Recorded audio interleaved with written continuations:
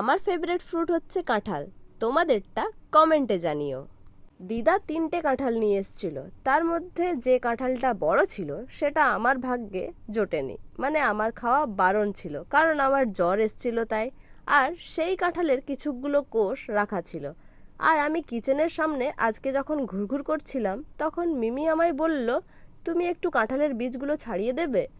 আমি তখন মিমিকে জিজ্ঞেস করলাম, আজ কি তুমি কাঁঠাল দিয়ে কিছু স্পেশাল বানাবে? মিমি বলল হ্যাঁ, আর তাই মিমিকে একটু হেল্প করে দিলাম। আর সেই ভিডিওটা তোমাদের সঙ্গে শেয়ার করলাম। সত্যি বলছি, দারুণ হয়েছে। এত ক্রিস্পি, এত ক্রাঞ্চি, ভাবতেও পারবে না।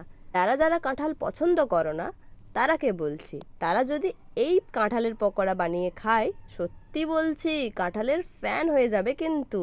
আজকে তাহলে আসি, দেখা হবে পরের ভিডিওতে। Bye bye.